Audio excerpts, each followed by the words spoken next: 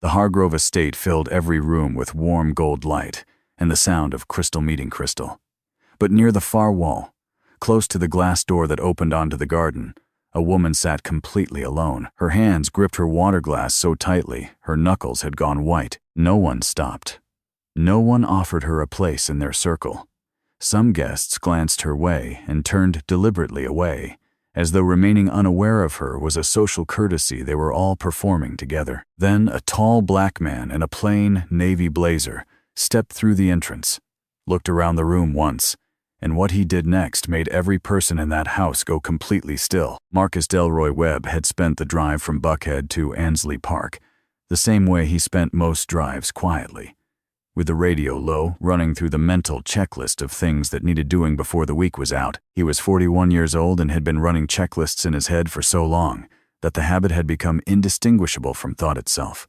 A safety inspection at the Midtown site first thing Monday, Zoe's school conference on Wednesday, groceries on the way home tonight. If the party ended at a reasonable hour, he worked as a construction safety engineer for a mid-sized firm in Atlanta, the kind of work that was precise, necessary, and almost entirely invisible to everyone who benefited from it. He reviewed load calculations and stress tolerances and evacuation protocols. He walked job sites at 5 in the morning with a flashlight and a clipboard, and a trained eye for the kinds of failures that looked harmless right up until they weren't: the hairline fracture in the support column, the incorrectly rated electrical panel, the exit route that had been partially blocked for so long that no one working there thought to question it anymore. The work suited him in ways he had stopped trying to explain to people who asked what he did and then visibly lost interest before he finished the sentence. He had decided a long time ago that the things worth doing were rarely the things that attracted admiration, and he had made his peace with that. His wife Diana had died 4 years ago. A car accident on I-285 on a Thursday morning in November, the kind of event that rearranges everything so completely that you stop trying to locate the person you were before it and start learning to be the person left standing after. He had learned slowly and without ceremony.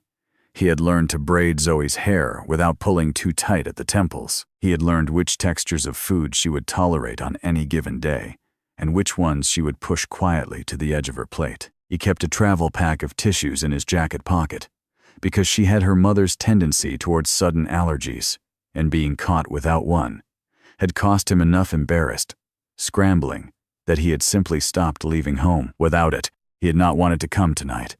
He had stood in front of the mirror in his bedroom in the navy blazer he had owned for 3 years, and he had thought about calling Marcus Ellington, the colleague who invited him, the man who had driven 40 minutes in rain to help him move out of the house he and Diana had shared, and offering some reasonable excuse. He had not made the call. He owed Marcus Ellington more than one evening of showing up. He pulled into the estate's circular driveway, handed his keys to the valet, and walked toward the entrance with his hands easy at his sides. He read the room the way he always read a space, not looking for danger, but assessing it, where the weight was, which direction the social current was running, who was comfortable, and who was performing comfort. It was a habit from his years in fire suppression, and he had never entirely lost it. And that was when he saw her, near the glass door, alone in the specific way that made clear the aloneness was not accidental. Claire Moreau had told herself she would stay for 45 minutes. She had made this calculation in the car before walking in, sitting in the Hargrove driveway with the engine still running, reminding herself that it was one evening, that she was a functioning adult, that she had survived considerably harder things than feeling like a ghost in a room full of people who had decided to stop seeing her. She had survived the divorce. She had survived the 9-month custody dispute over Noah, who was 5 years old and currently asleep at her neighbor's house. She had survived Derek's version of events being circulated through their mutual social circle with the efficiency of someone who understood that the story told first tends to be the story that sticks. Derek Moreau had been methodical in the way he dismantled things. He had told people she was cold, professionally obsessed, emotionally unavailable, a version of her that was just credible enough to be believed by people who had never looked closely enough to check. Their mutual friends had accepted his version not because they believed it fully, but because believing it was easier than the alternative, which required them to have an opinion and possibly take a side. She had lost a house in the settlement. She had lost the social world that came with the marriage, one by one. In the polite and bloodless way those losses happen. The unanswered texts, the dropped plans, the gradual silence spreading through a group chat until no one bothered to acknowledge it was over. She had checked that chat for the last time on a Tuesday in January and deleted it. What remained was Noah and a rented house on the east side of the city, and a job she had returned to after years away, and the daily invisible effort of making all of it look manageable. She was not fragile. She had made a point every day of not being fragile, but some nights the effort was enormous. Tonight was one of those nights. Sylvia Hargrove had met her at the front door, with warmth that was technically flawless, both hands extended, a comment about how lovely it was that Claire had made it, a brief tour of the drinks table that ended with Sylvia drifting towards someone whose conversation she clearly preferred. Claire had understood the mechanism of the invitation within the first 10 minutes. She had sat down near the glass door because it was the farthest point from the room's center of gravity, and she had told herself she just needed a moment before she found someone to talk to. The moment stretched. No one came. She checked her phone. The sitter had texted to confirm Noah was asleep and everything was fine. What Claire did not know, what she could not have known, was that Marcus Webb was standing 20 feet away and had just heard Sylvia Hargrove lean toward the woman beside her and say quietly, with the confidence of someone who assumes they will not be overheard, "I invited her because Derek asked me to check in on her. Make sure she was holding together." Marcus said nothing. He looked back toward the woman by the glass door, and something settled into place inside him. The quiet, specific recognition of a situation.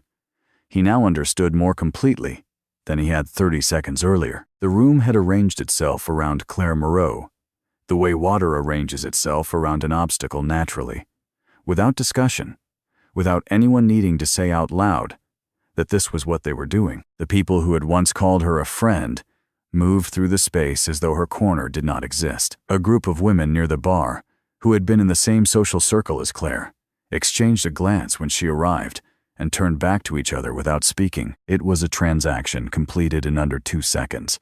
No one had organized it.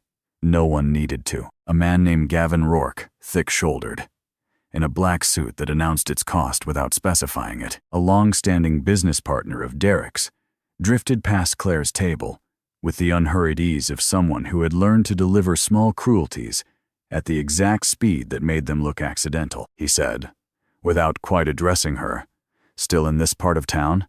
I figured you'd have moved on by now." A few people nearby registered the comment. One or two managed small smiles, not the kind that meant they found it funny, but the cautious kind that meant they were watching to see what she would do. Claire kept her posture straight. She did not respond. She had learned over the past year that responding offered people who had already made up their minds an opportunity to confirm what they had decided. She looked at her water glass and thought about Noah asleep at her neighbor's house and told herself 15 more minutes. Marcus watched the exchange from across the room. He couldn't hear the words at this distance, but he had spent enough years reading people under pressure to understand the shape of what was happening without needing the audio. He saw the way Gavin lingered just long enough to deliver whatever he had said, then moved on with the ease of a man who had perfected the art of saying cruel things in a register that made them technically undeniable. He saw the controlled stillness that settled over Claire afterward, not the stillness of someone who was fine, but the stillness of someone who had learned through repetition that reacting only ever made the arithmetic worse. He had felt that particular stillness himself. He knew its specific weight. He had stood in rooms where the question of whether he was welcome had already been settled before he walked in, where the warmth offered to him was calibrated carefully enough to be called warmth without actually being it. He had learned to carry that knowledge without letting it change the direction he moved. He had never entirely stopped noticing it. He had simply gotten efficient at what came next. Zoe was standing beside him with one hand looped through his arm, taking in the party with her quiet, systematic attention. She was 8 years old and had developed alongside him or from him, or simply because 4 years of moving through the world together had shaped them in similar ways, the habit of watching carefully before speaking. "Dad," she said, "why is that lady sitting by herself?" He looked back across the room. Claire hadn't moved.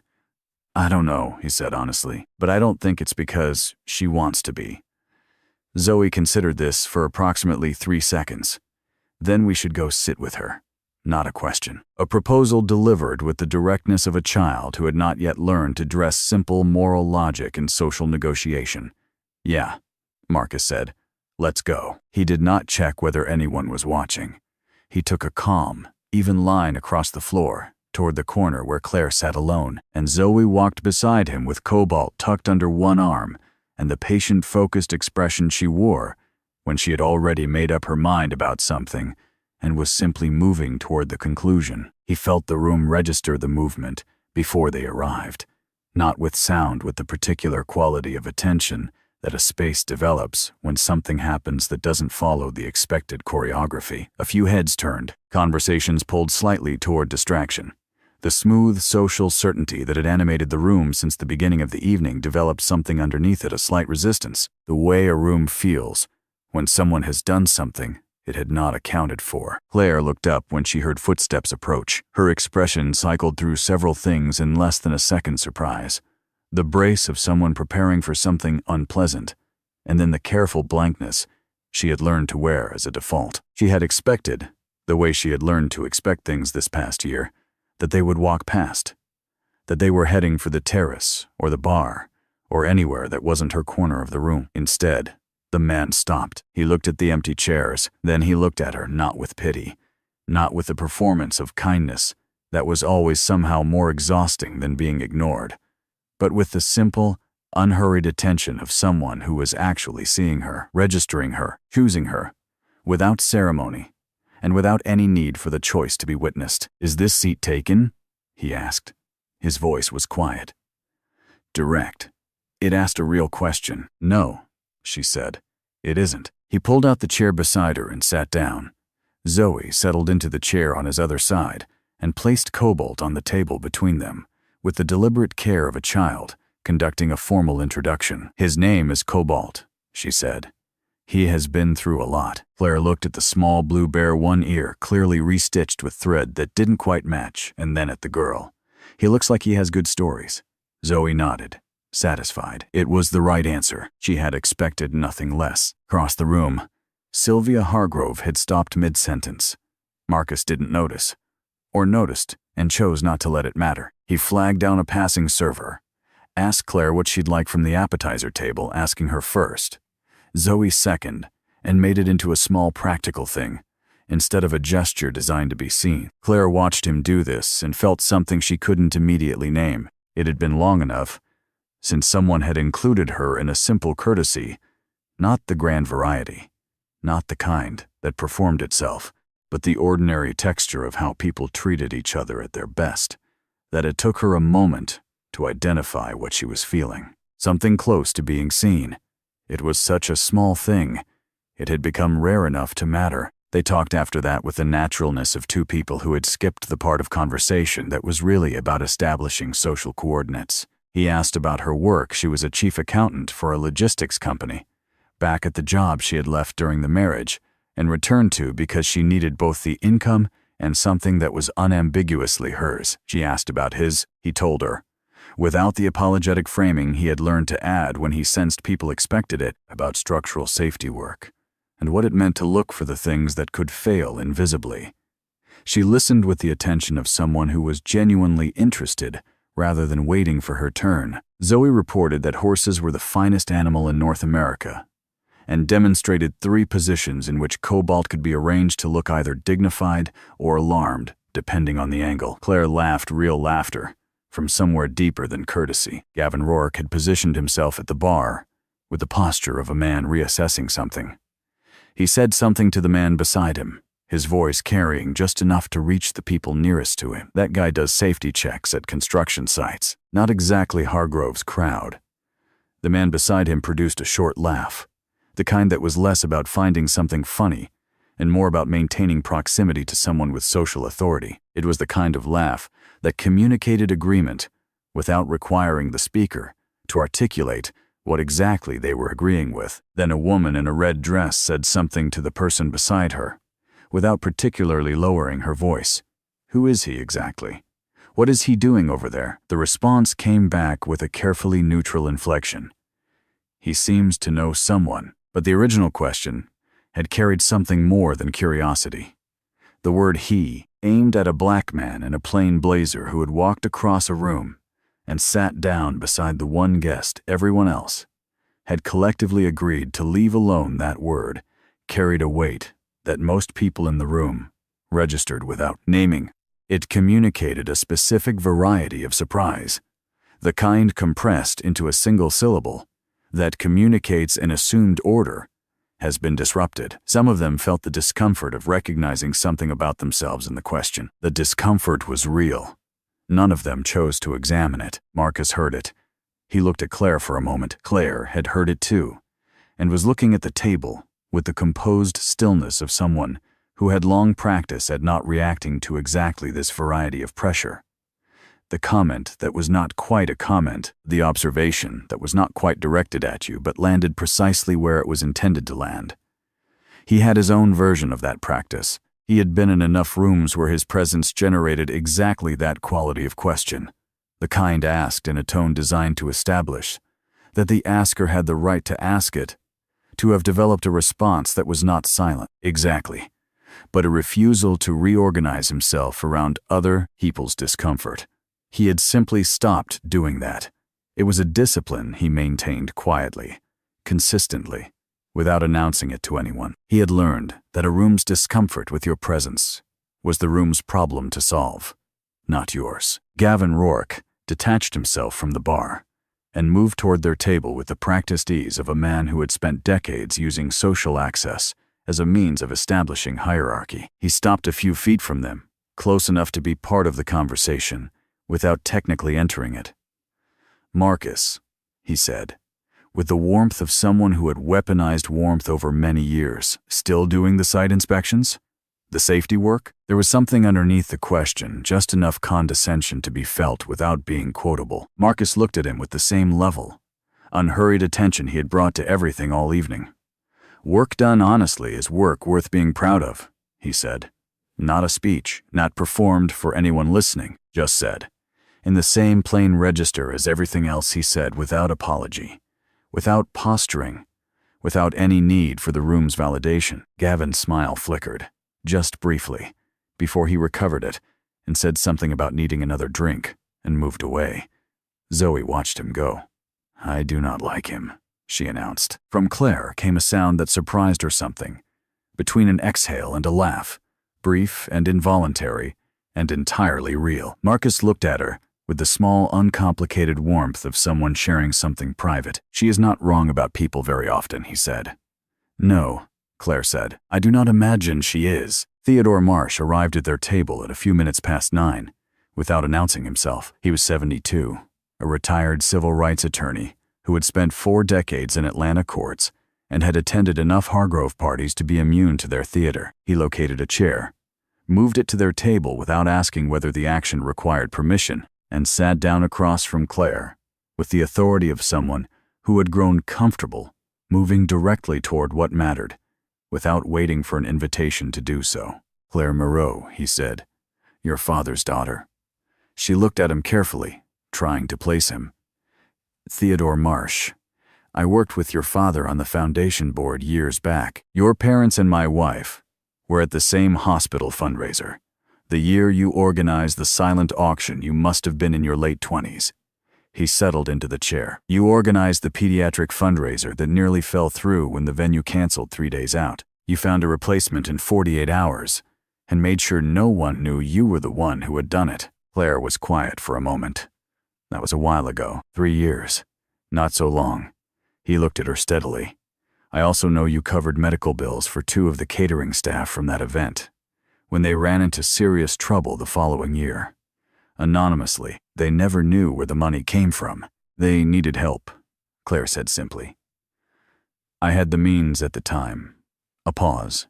For a while. The last 3 words were said without self-pity. They contained everything anyway, the before and after. of a life that had changed faster than she had been prepared for, the compressed history of what had been had and lost, and the gap between those two things that she had been navigating alone ever since. Marcus heard it. He heard all of it. Theodore Marsh met her eyes and held them. "I know the version of you that was circulated after the divorce. I have heard it. I want you to know that the people who were paying actual attention were not persuaded by it." He did not dress it up or soften the edges of what he was saying. "The people who should have stood by you found it easier not to. That became comfortable for them very quickly. That is not a reflection of who you are. It is a reflection of what they chose." Claire's jaw tightened. She kept her expression steady, but something behind her eyes had shifted, not relief exactly, but something in the same territory. The particular sensation of having held your breath underwater for longer than you thought possible, and finding the surface without expecting to. "It has been hard to know who those people are," she said quietly. "I know," Theodore said. "That is the cruelest part of it."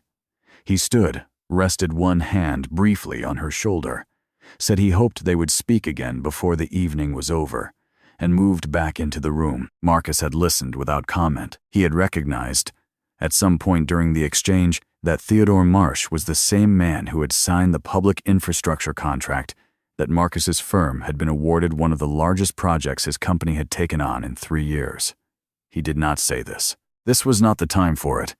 He sat still and let the moment belong entirely to Claire. He had learned in the years since Diana died that there was a right moment to speak, and that pressing words into a silence that needed to stay silent was one of the most consistent mistakes a person could make. When Claire finally looked at him, her face was different from anything she had shown all evening. The careful composure she had been maintaining by sheer force of will had softened around the edges, and what was underneath it was simply a person tired and real and fractionally less alone than she had been 2 hours ago. "I am not used to people sitting next to me anymore," she said. He looked at her for a long moment.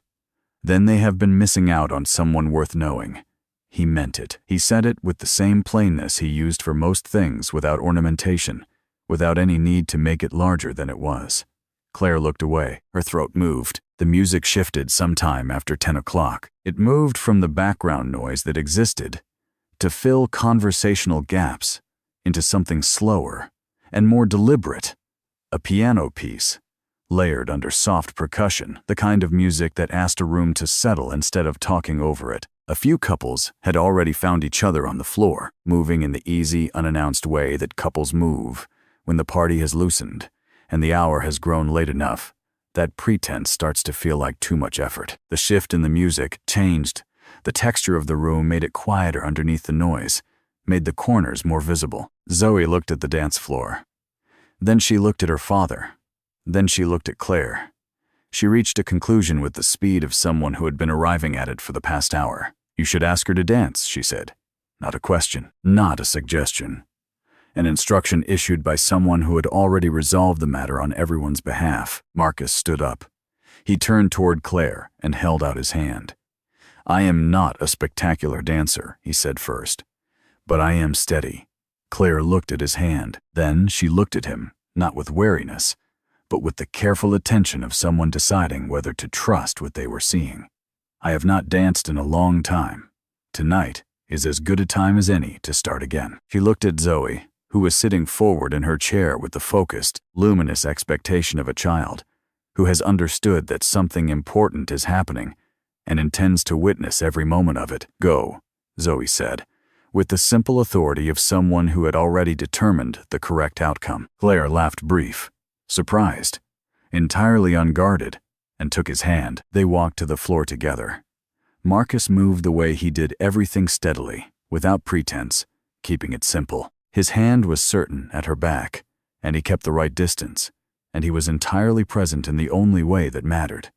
Not checking the room, not monitoring reactions, simply there. And that was what the room could not look away from, because the room had been watching all evening, tracking the corner by the glass door, noting who sat there and who did not. And what it was watching now was something it could not quite categorize, and therefore could not dismiss. When they stepped onto the floor together, a black man in a plain blazer and a white woman, the room had collectively spent the evening making invisible.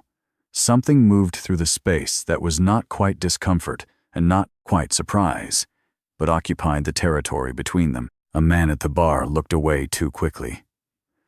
A woman in a deep rose gown said something low to the person beside her. Sylvia Hargrove stood near the terrace doors, with a drink she was no longer tasting, watching the floor, with the expression of someone who was beginning to understand that her party had been telling a story all evening that was not the one she had designed. Marcus did not look around. He did not need to know what the room thought. He kept his hand steady at Claire's back and stayed where he was fully present. The music, the floor, the woman in front of him, who was dancing again for the first time in a long time and was not pretending it did not matter. He had always believed that the most important quality a person could bring to another person's company was simply the quality of being genuinely there, not managing the interaction, not monitoring how it was being received, not calculating what it meant, just being present with another person as though their presence was worth your full attention. It was a simpler thing than most people seemed to find it. He had long since decided to stop complicating it. The song ended. They stood for a brief moment, in the natural pause that follows when music stops and the world outside reasserts itself. Claire stepped back. Marcus let her. Neither of them made it into anything beyond what it was. Neither of them felt the need to, but when they walked back to their corner, something in the room had changed. Not visibly, not announced, but in the way a room changes when several people have simultaneously been confronted with something they had not expected to see, and have not yet found a comfortable way to catalog it. The room had gone quieter in the particular way that happens not after entertainment, but after reckoning. The music was still playing. The glasses were still full. The hired photographers still moved along the edges of the room, but the ease that had animated the room at the beginning of the evening had developed something underneath it, a quality of self-awareness that was not comfortable, and that most people were managing by focusing on their nearest conversation with slightly more attention than it deserved. Gavin Rourke had drifted into the hallway beyond the dining room sometime during the last song. The easy malice that had animated him all evening had deflated in the absence of an audience willing to sustain it. He stood in the corridor with a drink he was no longer interested in. The authority he had been projecting all night had gone quiet in a way he was not yet ready to process. The thing about a room turning was that it happened without announcement. One moment the current was running your way, and the next it simply was not. And there was no clean moment you could point to when it changed. The woman in the red dress stood at the edge of a conversation she was no longer fully participating in, holding her glass and looking at nothing specific with an expression she could not quite neutralize. She had asked who he was earlier, meaning something particular by the question. The room had not confirmed what she expected it to confirm.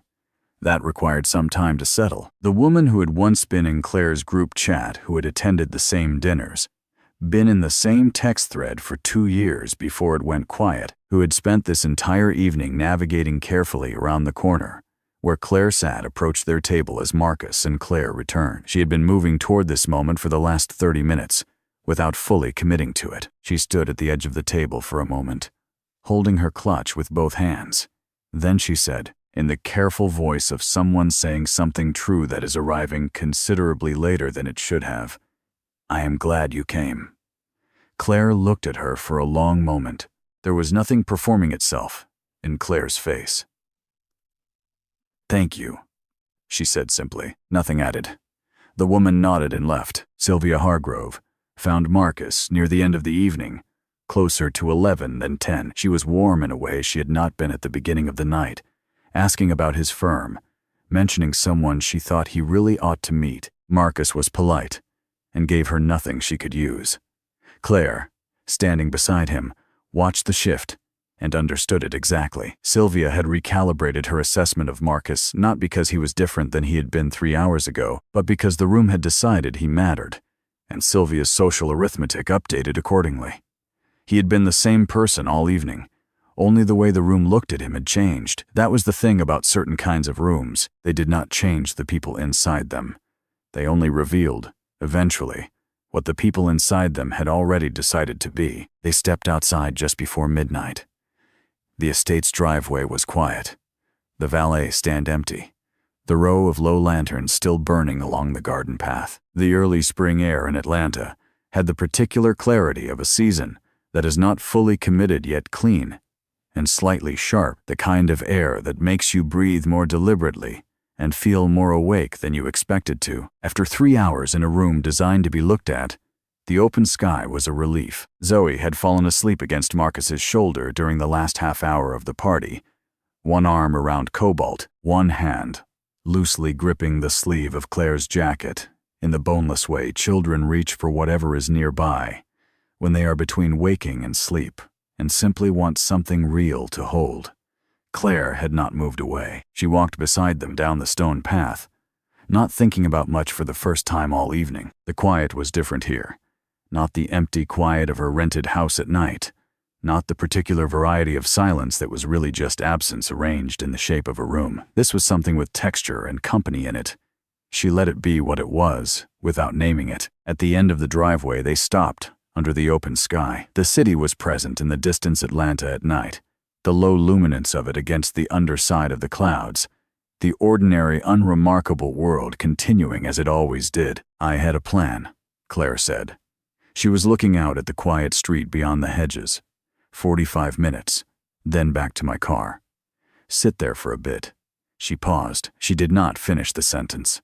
She did not need to. Anyone who had ever made that kind of plan, the careful retreat from a room before, it had a chance to cost you more than you had budgeted for, understood what came at the end of it. The sitting alone in a dark car with the heater running, not quite ready to go home, not quite ready for the night to become ordinary again. Marcus understood. He had made versions of that plan more times than he could count, calculating exactly how long he needed to stay to honor the obligation without exposing himself to more of the evening than he could manage. He had gotten efficient at it. He was not entirely sure when he had stopped needing to. "I am glad you stayed," he said. "So am I." She said it without decoration, as though she had just confirmed it was true, and wanted to say it out loud, while it still felt right to before the habit of understatement could reassert itself. She looked at Zoe, asleep against his shoulder. Something moved across her face, quiet and careful. The way people look at things they are not yet sure they are permitted to want. "She is extraordinary," Claire said. "She is," Marcus said. He looked at his daughter for a moment, then back at Claire. "She saw you before I did, to be honest. She is the one who suggested we go over." Claire looked at Zoe one more time. "She is 8, she said. "The obvious answer is usually the right one." "Usually," he said. "We would all do better to remember that." Marcus placed Zoe carefully into the back seat of his car. The girl shifted without waking, found a comfortable angle against the seat, and settled with Cobalt tucked under her chin and the expression of someone deep in a dream that was going well. He closed the door gently and stood beside the car, looking back toward the end of the driveway, where Claire was standing under the last of the garden lanterns. He thought about the man who had stood in front of a mirror earlier that evening in a plain suit and expected nothing from the night except the obligation of attendance. He thought about 4 years of learning to be enough for one small person, and the way he had gradually come to believe that this was the complete shape of what remained for him, that the perimeter of his life had been drawn, and what was inside it was sufficient, and he should stop looking past the edges. He had stopped attending most things that required him to stand in a room full of people and perform a version of himself that had nothing to do with who he actually was. He could not have told you, standing in that driveway under the open Atlanta sky, what the next thing would look like. He had not yet found the language for it. This conversation, this woman standing at the end of someone else's driveway, the way an evening had moved from obligation into something else entirely, without any design of his that he could trace. He was not going to name any of it before it was ready to be named. That was not how he did things, but something had shifted, something small and real, the way the most significant things almost always are not announced, not performed, not designed to be witnessed. Claire walked toward the car to say goodnight. Zoe's eyes opened briefly in the back seat, found Claire in the dim light cast by the lanterns, and then closed again, with the composed satisfaction of a child who had checked on a situation, confirmed it was exactly as it should be, and returned to sleep without any need for further comment. Marcus looked at Claire. "You were asking earlier what you are still good at," he said. "What is actually yours?" "Still finding out," she said. "I think you are looking in the right direction, not a promise. Not an invitation beyond what the moment held, simply what he believed, said in the same plain register he had used all evening, without decoration, without any need to make it into more than it was. And that was the thing that stayed with her longest, on the drive home through the quiet Atlanta streets. Not what had happened inside the Hargrove estate, not Gavin Rourke's remark, or Sylvia's recalibrated warmth, or even Theodore Marsh's quiet vindication. What stayed with her was this: that a complete stranger had walked across a room and sat down beside her for no reason, except that it was the right thing to do. That his daughter had asked a simple question and received a simple answer, and that had been sufficient. That in a room full of people performing versions of themselves that required looking away from certain things and certain people, a man who simply chose not to look away was the loudest thing there. He had not fixed anything. He had not resolved the divorce or restored what had been taken from her. He had only chosen to sit beside her.